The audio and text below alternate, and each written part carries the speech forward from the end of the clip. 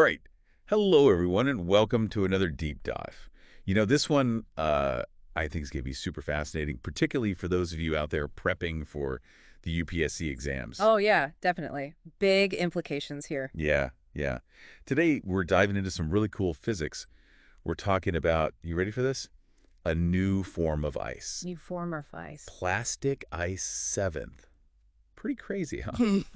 And this stuff, it's not just some lab curiosity. It can actually tell us a lot about planets and moons out there in the solar system. Yeah, we'll get into all that. Right. And for anyone who wants to dig a little deeper, the source for all this is Physics Magazine. So, everyone's heard of the classic states of matter, right? Solid, liquid, gas. Of course. But what's wild? Even within a single phase, like ice, the molecules can arrange themselves in all sorts of different ways. Yeah, it's more complex than people realize. And that's where this Plastic Ice VII comes in.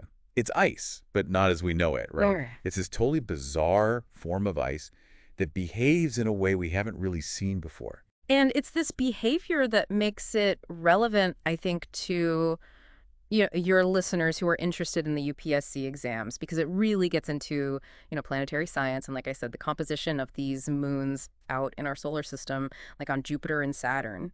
So, okay, let's try to break this down a little. We know that above a certain pressure, water ice forms a structure called Ice 7. Yeah, ICE 7, that's pretty well established. Right, but then scientists went and they heated this Ice 7 up, but they kept it under immense pressure, and guess what happened? It got weird. It got weird, yeah. It became what they call plastic.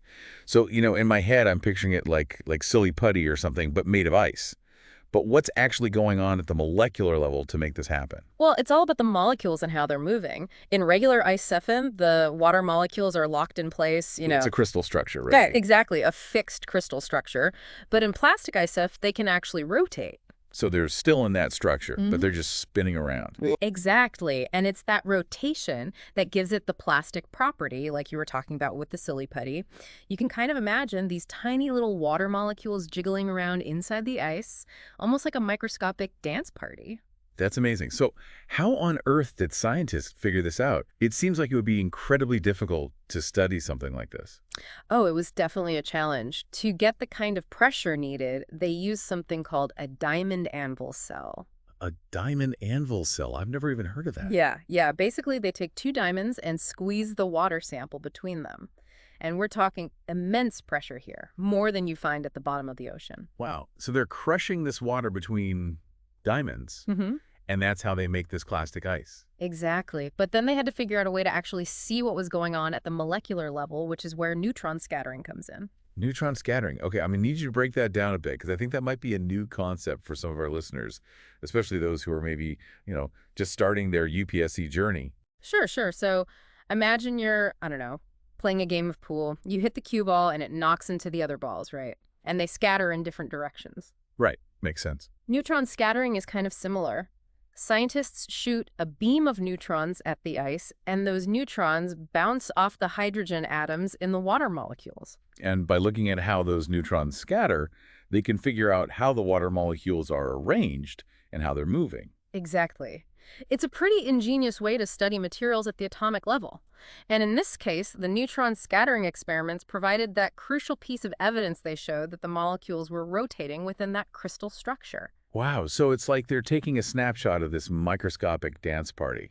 Pretty much. But it's not just random spinning, is it? No, not random at all. The researchers actually used computer simulations to figure out exactly how the molecules were moving. These simulations are like super-powered virtual experiments. So they're basically running a simulation of this plastic ice on a computer. Exactly. And what they found was that the molecules in Plastic Ice 11 aren't just rotating freely, they're jumping between specific preferred orientations. So it's still kind of a dance party, but a very choreographed one. So there's a pattern to their movements. Fascinating. And this is where it starts to get really interesting for our UPSC aspirants out there. Because, we think regular ice livings might exist on some of those icy moons out there, like Jupiter's Ganymede and Saturn's Titan. Yeah, and that's what makes this discovery so exciting. If regular Ice 7 exists on these moons, then is it possible that Plastic Ice 7 could exist there too? It's definitely a question worth asking. Absolutely. Think about it. If Plastic Ice 7 exists on these moons, how would that affect their geology?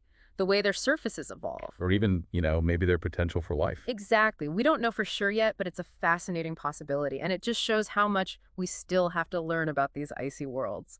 Okay, so let's recap for our listeners, especially those prepping for those UPSC exams. The main takeaway here is that we've got this brand new form of ice, plastic ice VI, that behaves in a way that scientists have never seen before. And it's important to understand why this plastic ice is different from regular ice stay. Right, it's that rotation of the molecules within the crystal structure that gives it that plastic property. And this discovery could have some pretty big implications for how we understand those icy moons out there in the solar system. It makes you wonder, what other strange forms of matter are out there waiting to be discovered? That's what makes science so exciting, right? There's always something new to uncover. Absolutely. And for anyone who wants to delve deeper into this, you can find the original research in Physics Magazine. Be sure to like and subscribe to the channel, and leave a comment if you have any questions or suggestions for future deep dives. And for all our UPSC aspirants out there, best of luck with your studies. Good luck. Keep those brains buzzing. We'll see you next time.